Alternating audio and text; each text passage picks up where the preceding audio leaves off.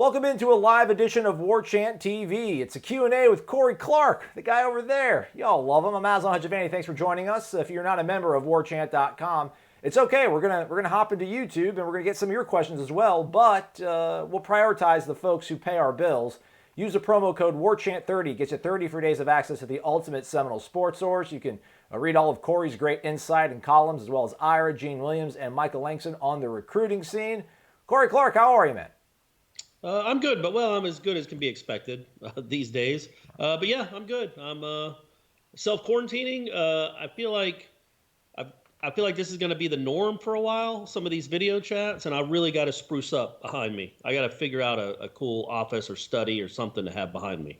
Well, don't you have one in Tallahassee that's a pretty cool one of those things? But Daddy's not in Tallahassee, is he, Aslan? So I gotta get one up here too. So that's the issue here for the coming weeks. You're going to have some tough conversations with Brady. Tell him that his batting cage room is going to be used for War Chant live chats. And I'm going to have to take some of his pennants and posters down from his bedroom too, apparently, and put it in there, just so I have something on the walls.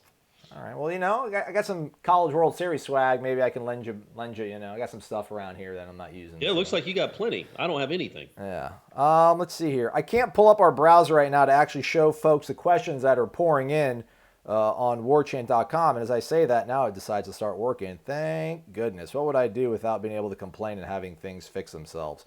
Without further ado then, Corey, I think let's just go ahead and jump into it. We'll probably do this for about 30, 45 minutes because that's the way they do it in broadcast television, and Corey Clark is absolute top shelf A-grade broadcast talent. So Absolutely. Let's go to warchant.com. This one comes from Danny P26. Hey, Corey. Two exclamation points. I hope you and your family are doing well during this COVID-19 stuff. Can you give any insight as to how our offensive line got so pathetic over the years? Oh, okay. This is a popular question here recently. So I've always been of the belief that they were hamstrung a little bit by who the offensive line coach was under Jimbo Fisher. And that's not to say Rick Trickett couldn't coach. He could coach. But when he had good players, he coached them really well. He knew what he was doing.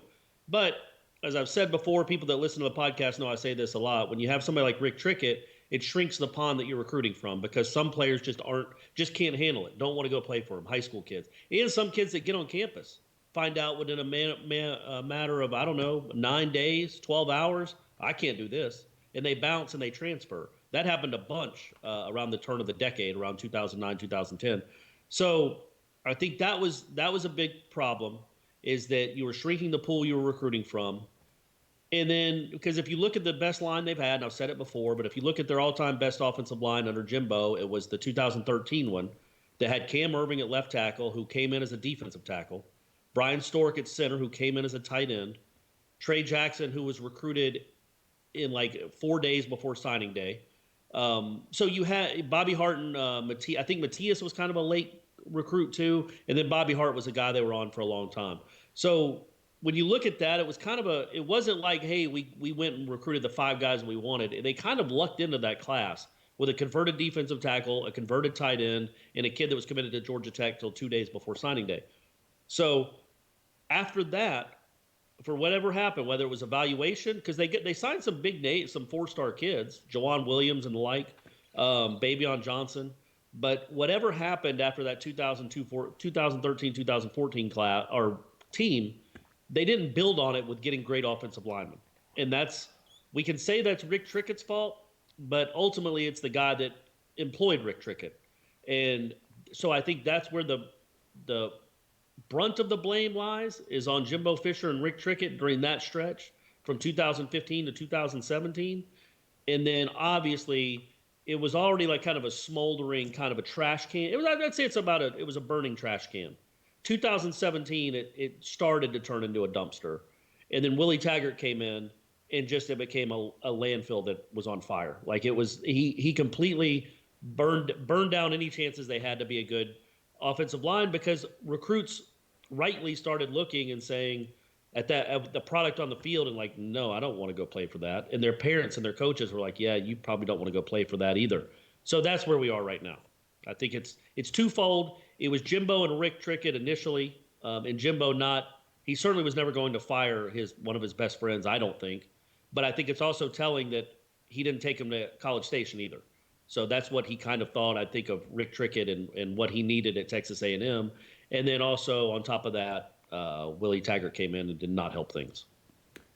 I don't want to say they got complacent because it's not like there was defections on the offensive line. It wasn't like a lot of guys were pouring out of there and leaving early for the draft. But, I don't know if that 11 to 12 little window when that bowl game against Notre Dame, when they threw all the young guys out there and figured that's who they were going to roll with for the next couple of years, if they just felt like they felt good about that and they kind of left it on the back burner, Corey. But because after that national championship season, it wasn't like they immediately started bringing in those blue chip offensive linemen. They patched it up with JUCO guys like Chad Mavetti and Kareem R. So like they didn't have anybody even really ready, homegrown, if you will, after coming off a national title run in a national semifinalist spot showing in 2014. Yeah, it's odd. That's a good point. I don't understand it either. Yeah, because that the recruiting class where they got, like, I think they were considered the second or third best offensive line recruiting class in the country by rivals when they signed them. That was a couple years after that. But you're right, they didn't build on that at all. And again, it always befuddled me how Jimbo Fisher tried to get the best player at every single position in the country. DBs, linebackers, running backs, quarterbacks. It was all 5-star or bust. We are going after the best players in the country, all the All-Americans. But on the most important position on the football field, it was like, okay, we'll take some projects. We'll take some 3-star projects, and that'll be most of our class is gritty guys that want to go to work, guys that have been offered by Troy. That happened a good bit there, way too much in the 5 or 6 years ago, and that's kind of how the predicament started. But as I said on the podcast yesterday, or I guess today's podcast, at some point the statute of limitations is up on Jimbo and Rick Trickett. Like Norvell, we can't be blaming them a year from now or 2 years from now.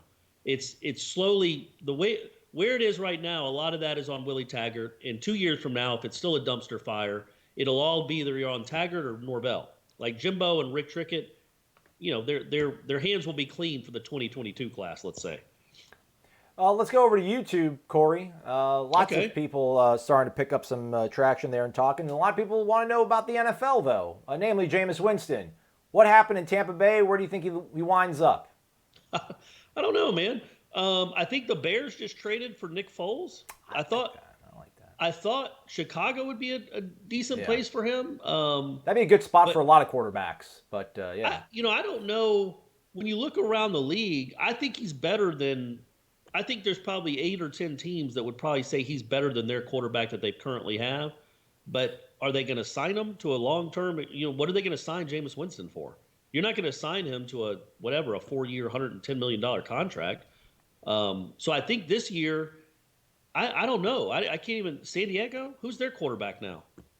Yeah. Now that Rivers is gone. I don't know. I can't even name who their backup quarterback is. It's always been Phil Rivers. Maybe that's a possibility. Yeah, man, I don't know. Who's the Dolphins quarterback? Is it still? Did they go back to Fitzpatrick? I think so, but is that? I guess they're going to draft someone. Yeah, Tua is the thought there. So, yeah, man, when you look around the league, there don't seem to be a lot of logical landing points for him. And that's not to say he can't play. It's remarkable that my man threw for 5,000 yards and doesn't have a guaranteed starting spot in the league somewhere. But that kind of comes with the territory when you throw 30 interceptions. Yeah. Second in the league in passing yards, but again, doesn't have a home. Who knows, man? Still holding out hope that Bill Belichick will take him on. I think that's the only path forward. I mean, who was their backup? Jarrett Stidham. It was a Baylor, then went to Auburn. I mean, I would take Jameis over Stidham for sure. Yeah. But man, that would be an incredible book, an incredible 30 for 30. The Jameis and Belichick years. Think about that, man. That would be incredible. That would be unbelievable television. I can't even – they would be must-watch television. Yeah. Imagine Belichick having Tom Brady for 2 decades, and then the next guy he gets is Jameis Winston. It would be a great test for him as a coach, too. Oh, you can coach the greatest of all time, sure. Can you coach a turnover machine? Right. Can you get that out of him? Let's see that. So, yeah, maybe New England. I have a feeling he's probably going to have to sign somewhere. I think he'll probably have to sign somewhere as a backup.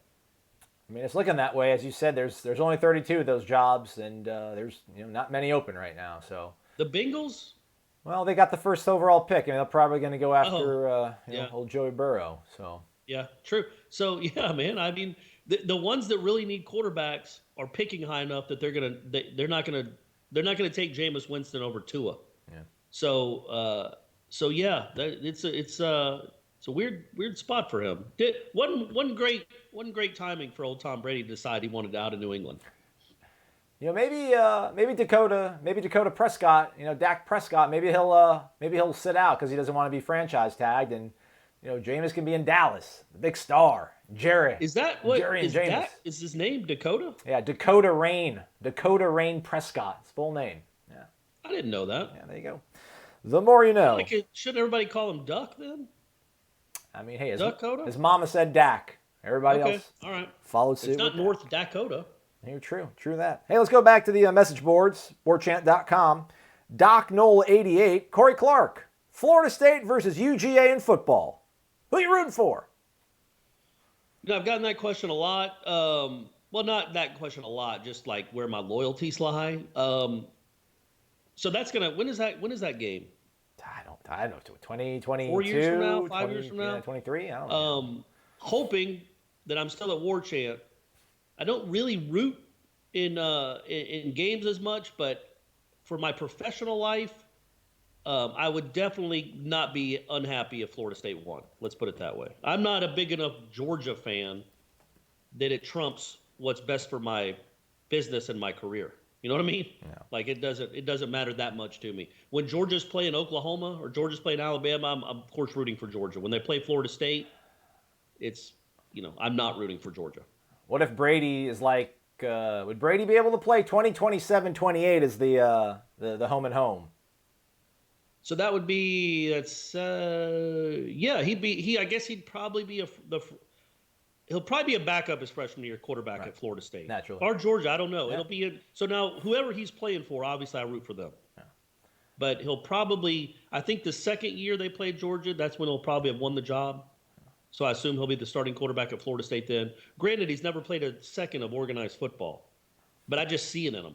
I know it's coming. I don't know if he might not even play it in high school, but something's going to click, and he's going to be the quarterback at Florida State or Georgia. Who do you think will have more pull on him? His mother, a Florida State alum, or maybe if he has a girlfriend that goes to Georgia? Like good looking, smart, she wants to be like a dentist or something, so she's going to UGA. Right. I would say the latter. Okay. I don't think Shannon would put a lot of pressure on. We're not going to be those types of parents that put pressure on him and tell him where to go. Probably can't go to Florida. That would upset mom a lot. Right. But other than that, and even if he went to Florida, I guess we'd wear orange and cheer for him. But probably, I think it would be friends and girlfriends and the like that convinced him where to go, and whoever pays him the most. There we go. The bag, baby. It's all about the bag. Oh, jeez. Mad AMCZ. Word up, Corey. 2 exclamation points. Lots of posts about this major setback to the football team with spring practice and the spring game being canceled. Will they get an opportunity for practices in the summer? What can they do? What can't they do during this suspension of activities? I have complete faith in Norvell, but this seems to be a horrendous break considering that he needs time and practices to fix poor habits and install new schemes. Give us the silver lining. Love you on Wake Up War Chant, BTW. Thanks, BTW. Oh, that's he was saying by the way. Yeah, correct. What was his name? Mad AMCZ. You're my dog. Yeah, so we talked about this before. I think if this was going to happen, I think Norvell's a good person to have in charge because he's thinking of he's got 1,000 different plans and scenarios that he's going through. He's that detailed and that organized that he'll have something for all these kids to do. The problem is the unknown. We don't know if they're going to have extra practices. We don't know officially if people are going to be playing football in September. We think they are. We pray, we hope, but we don't know for sure. And so when will they get the okay to go basically sweat all over each other and have these have these full pads practices? Will that be July? Will that be June? We don't know. So I think the NCAA will try to give them extra practices because everybody's in the boat. Every team in the country is in the boat. I don't think anybody got through a spring practice. So everybody has practices they're not getting.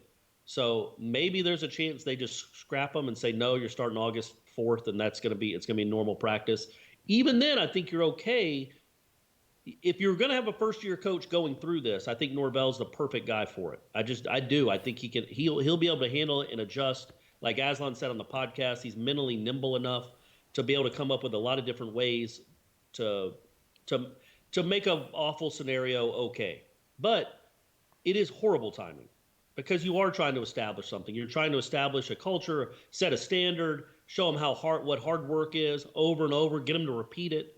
And it's just impossibly bad timing to only get 1 day in pads and then be gone for 5 months. Could be 5 months.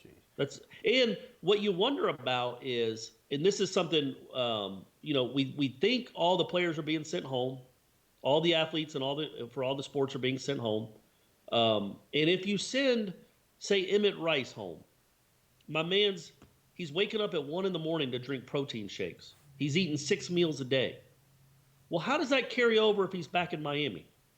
Is he getting shipments of food from Florida State? Is he having to go to Checkers? Like, what about Zaxby's? What about Zaxby's, Corey? Well, I said having to, like it was a bad thing. All right. He gets to go to Zaxby's. Does he get to go to Zaxby's? Are there Zaxby's down there? Yeah. Do you even know that? That's right. No, I think like Lake Worth. I think Lake Worth is the furthest south that the Brotherhood's got the chicken down there. All right. Well, he can get up to Lake Worth every now and again. But so how does that work when you're trying to get all these guys to gain weight? How do they lift? Like we talked about yesterday, a lot of gyms are closing. Yeah. So how are they going to lift? How are they going to take care of their bodies? These are all things that need to be addressed. And I know Mike Martin Jr. when we had the teleconference with him today talked about how since a lot of gyms are closed and kids his players who have been sent home don't have access. Well, it's spring break anyway. So it's spring break, so all the kids were gone. It's just they're not supposed to come back. So he has his strength coach sending the players ways to, I think, body weight type. I can't remember how he phrased it. Body weight only exercises, yeah. Yeah, so basically push-ups and pull-ups and things like that, exercises for them to do to try to replicate as much as possible being in a gym. Because most of these kids just aren't going to have access to weights. And they're not going to have access to a nutritionist in 6 meals a day in a protein shake at 1 a.m. So that's another thing that you feel like you're falling behind because that was something that was in place. You were seeing all those gains, and now it's just been completely cut off, we think. The bummer for me, I thought, was, when I think the CDC had come out and said that they recommended against, no public gatherings of 50 or more people. It's like, well, you know what? Maybe you could shuffle it to where you have ones-on-ones. Like you can just have sessions where it's like first team comes out and practices for an hour, and then you have, it's 22 guys on the field, and then you have your support staff and assistant coaches, and you're probably under 50. I was like, maybe they might be able to get creative with this, but then with the White House saying 10, can't do anything when it comes to football with only 10 dudes. So let's go to YouTube here. This question comes from Smiley Knoll. What's up, fellas? WUSSUP. What's up? Please be safe and healthy during this terrible time. My question is, do you think the first game will dictate how the rest of the season will play out? How important is that first game? It's extremely important. I don't know if it dictates it necessarily. I think it'll dictate the mood of the fan base for a good long while, but I don't know that it dictates how the season will play out, only because I think Norvell, he can lose a couple games early and then still rally the troops. I think you could go 2-2 in October and then still be much better by the end of the year. That's how it's supposed to work, actually, by the way. Teams aren't supposed to get better as they go. I can't say that necessarily happened the last 2 years with what Florida did to Florida State, each of those games where it just looked like Florida State didn't want to be there and they had quit. In Miami last year, the Florida State 2019 team started out terribly on defense, got a little bit better, ended terribly. The 2018 team was just a train wreck from the beginning. But that's not how it's supposed to be. You could lose at Boise State or even lose to West Virginia, and by the end of the year, beat Florida. That's not out of the realm of possibility. Teams get better all the time. Good coaches make teams better all the time.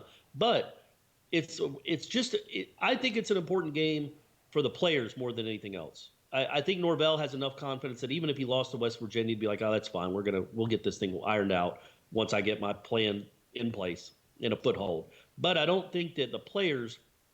You got to get the players to buy in, man. And if they start another season with another loss after another coach, it's just like that'll be their fourth straight season opening loss, right? Yeah. Alabama, 17, 18, 19, Virginia Tech, Boise State, and then this one. Yeah, man. I think that would be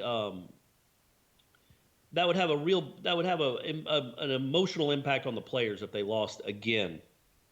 But I don't know that it necessarily would dictate that the rest of the season is going to go off the rails. Michael Hires on YouTube says that Norvell will not beat Florida as long as they have Dan Mullen coaching. Okay, well, that's an opinion, I guess. Newt Rockne is down there, man. All right, let's go back over to warchant.com. We got a question. This one, we kind of kicked it around earlier. It comes from Knoll Magic. Assuming Tom Brady signs with Tampa, which NFL team will Jameis play for next year?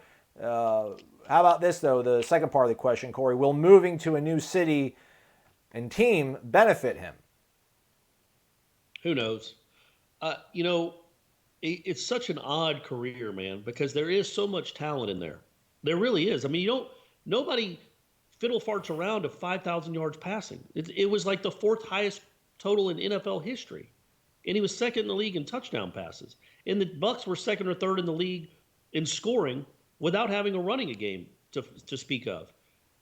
He had really good wide receivers. That helped. But it's like, this isn't Blake Bortles or Ryan Leaf or who'd I say who was the kid from Washington? Jake Locker.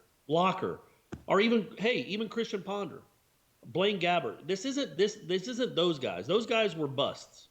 EJ Manuel, to a certain extent, was a bust. This guy just threw for 5,000 yards.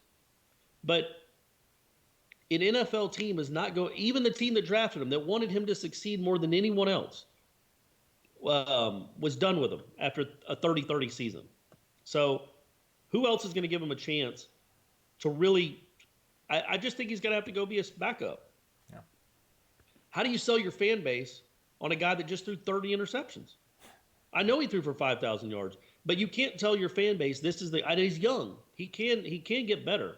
I think what would he be, 20 – is he 25? Yeah, I'll check it out. I'll look it up. It's crazy.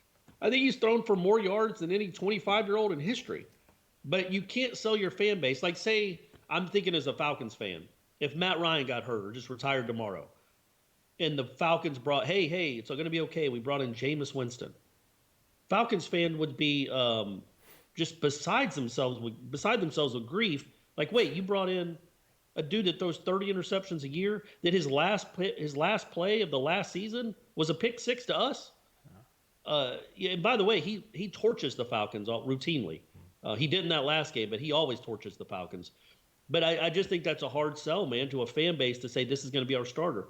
A best case scenario, I think, for Jameis is he gets a one-year deal, either at a team that's in a rebuilding mode that maybe doesn't want to start a rookie right away, so they give him a chance, or to someone like the Steelers as a backup, because he's certainly better than Mason flipping Rudolph. Yeah. Can you imagine if what about Duck Myles Hodges, Garrett took though? off Jameis Winston's helmet and tried to hit him with it? What would have happened? I mean, that would have been a scene from Dark Knight, because it was in Heinz Field anyway. That would have been incredible. So I think that's like a best case scenario, man. He goes somewhere like that, and he's a backup, and you don't hope that Roethlisberger gets hurt, but Roethlisberger always gets hurt for a few games. He's also in a very good organization, and I think that would help him immensely to be in a winning organization and go from there. And maybe he gets a few starts as a backup. Maybe they believe in him. Maybe Roethlisberger or somebody like that retires, and then they give him the keys. But I can't imagine any franchise giving him the keys right now. Yeah.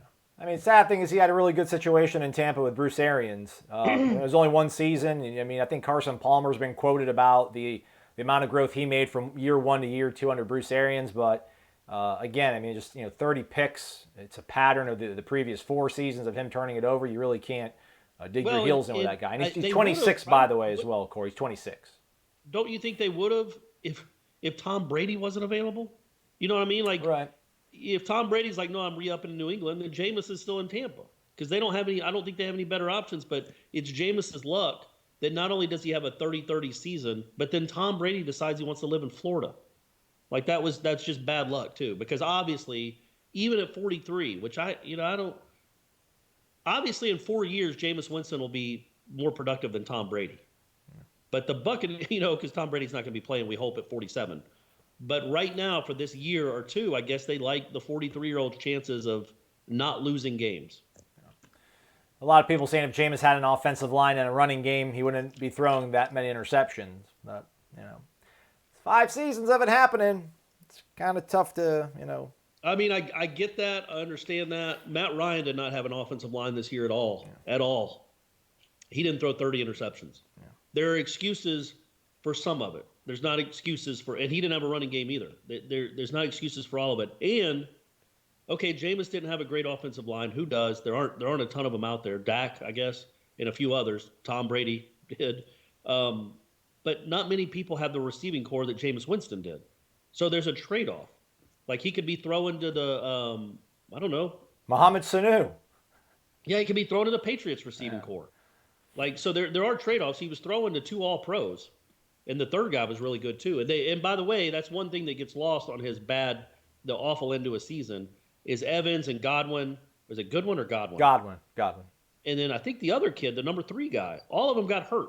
Yeah. So he was throwing to dudes literally off the street that you'd never heard of as his receivers. And since they didn't have a running game, they still had to depend on him passing, even though he was passing to guys that shouldn't be in the NFL. And hence, I think 8 interceptions in the last 2 games. All right. Corey, we got another question for you from the Tribal Council. It comes from Smiley Knoll. He's been around since April 12th, 2002 on warchant.com. Oh, there you go, Smiley. He says, hey, Corey, what are the chances that college football gets postponed? Over, under 80% of the games? Can you see FSU getting extra practices in before the games? The second part, yes, I can see that. If they determine that everything's going back to normal in late June, then yes, I think they will allow all these schools. I don't think they're going to get the full. What were they owed? I think they were owed 12. They saw 12 more practices. Yeah. Yep. I don't think they're going to get the full 12, just because of the safety of the kids. I don't think that would be essentially 2 months of preseason practice, and they're not going to want to do that. But I think, maybe you give them 4 extra practices to start the season or 5 extra practices to start the season. As for college football itself, man, we have no idea. I mean, I would think the chances are better than not that it'll be under control by then, but I'm certainly not going to say it's definite. I mean, every day the numbers just double, it seems like. And we still don't, I know you don't tune in for this. We still don't have the testing. So we have no idea. I know Florida went up like 140% in its numbers of cases yesterday. Almost all of them were in Florida, or almost all of them were in Broward County, and that's because Broward County has testing. So we're going to see the numbers continue to rise once we get the tests out to everyone, and then that's going to dictate how we move, how the country moves forward. But yeah, it's very uncertain. All of this, it's just crazy. Sitting here in my house. To that point, Smiley Knoll also asks, gentlemen, are you bored with no FSU sports going on? Does it mean more vacation time for you guys? Well, I mean, yeah, I'm definitely bored. I'm more uneasy, I think is the word, and depressed. I mean, I'm not depressed. I'm not in a depression. We're not clinically depressed, but it just, what are we doing? Like, Saturday, I talked about this on the podcast. Like Brady had a tournament, and one of my buddies, his kid, he coaches another team in another division that was at the same park. So after we were done, Brady's game ended at like 5:15, and then the other guy's game didn't start till 6. Well, normally I'd be like, well, we'll see you later. We're gonna go home. But then I was thinking about it, and I'm like, what am I going home to? There's nothing to watch. If I want any sports at all, I got to watch this 13-year-old youth baseball game. So that's what I did. It scratched that itch a little bit, and I stood away from everyone. I was practicing the social distance, and now Brady's season is canceled, at least for the next 2 months, and all of them will be like that. And yeah, it's just you have to re-engineer your life. Like my nights are always with the TV on sports, and now I started Schitt's Creek on Netflix. I watched the last season of Better Call Saul. I watched some Netflix movies. Like it's just going to be a bunch of that. I'm struggling with things to care about right now. Maybe we should As watch. far as Maybe we should watch like YouTube instructional football videos. Like the difference between a 3 technique and a 2 technique, 1 technique. yeah, just load up on that stuff in case we ever get to watch a football game again. I got you. Yeah, just keep feeding the mind. Sure. When are we going to start Succession? That's coming. Okay. I don't think I have HBO Go on my iPad though, Okay. and I know I don't have it on my TV up here. Oh yeah, I do. So maybe tonight, buddy. Maybe you talked me into it. I'm gonna watch a couple episodes tonight, see what I think. Okay. Our YouTube has devolved into pro football talk comments right now, just back and forth on running backs, franchise tags, and NFL stuff. We've answered everything pretty much already on War Chant. So I guess for the people that are kind of joining us here, the news of the day, if you want to call it that, was Mike Martin Jr. having a teleconference to speak about his season ending. Everybody's season ending, obviously, but the only question I got on the teleconference was just I kind of wanted to know, because we mentioned that this obviously was trending to this direction that the season was going to get canceled, but it sounded like they were holding out hope, and I don't know if I wonder what day they dismissed the players, because again it is spring break, but there was still hope that he was saying amongst the coaches in the conference that despite the fact that the NCAA came out last week and said no national championships for any of the spring sports, there was still like the hope that maybe we could at least crown a conference champion. Because I guess that competitive drive is such an important thing, especially for what Mike Martin wants to build for being mentally tough and stuff. It's like if there was still a carrot out there, he still desperately wanted to go out and get it. But again, with the decision from the ACC yesterday, that won't be an option. Was there anything he said in the teleconference that was of interest, you think, or caught you by surprise? No, and I think they talked on Thursday when it came down that the spring sports were postponed. And when that happened, I think the writing, like we said, the writing was on the wall that it probably wasn't going to come back. But they had that meeting then, and then they left for spring break. So essentially, I don't know if the guys come back and get their stuff. I don't think they left for spring break thinking that they were maybe not going to come back at all. Now, obviously, baseball doesn't go on a spring break like a normal college kid. They had games scheduled. But once they were dismissed for that week, I don't know if they thought we're done forever. But they are. And I think the good news is I think what's going to be really interesting to watch is what the NCAA is going to do with the scholarship limit for baseball. Yeah. If you're allowing these seniors to stay, normally you have, I think, 31 or 32 players on the roster, and there's 11. And for the people that don't know, baseball gets 11.7 scholarships total. So you have to spread that out over 32 players. Some of them are walk-ons. Some of them get 10%. Some of them get 40%. Nobody gets a full scholarship ever. That just doesn't happen in college baseball, at least at Florida State. So you have 11.7 scholarships to divide among 32 players. Well, okay, so say next year 5 of those seniors get eligibility back. That Florida State had already recruited to fill those positions. Or CJ Van Eyck decides he wants to come back and pitch again because he didn't get to put on enough of a performance to, buoy his name to be a top 10 pick or something. So you have a couple kids come back that you weren't expecting.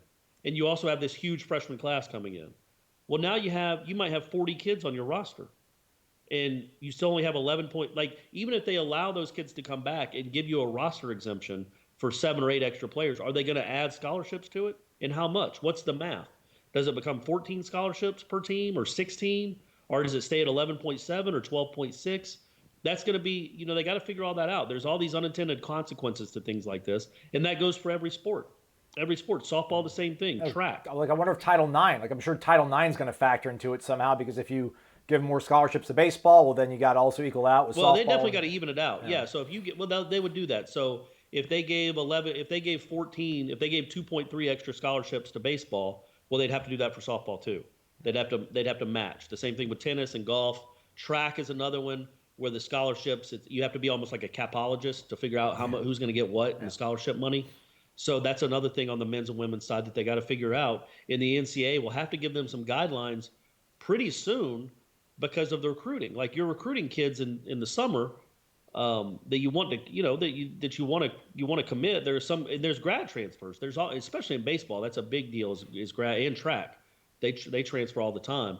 So you've got to know what you can tell these kids as far as what the roster space is, who's coming back, what kind of chance they have to play right away. There's so much uncertainty right now that it's got to be almost impossible. I know Meat said that they're still recruiting, but not going to events, but calling kids and keeping up with kids because there are no events to go to. But, there's so much uncertainty. You got to figure out, that in the next month or 6 weeks, we'll have a much better idea moving forward of what the NCAA is going to do or what the sports season is going to look like next year. Because right now we have zero idea. Do you think Meat sends memes and gifts to recruits now that he has to rely on texting and phone calls only?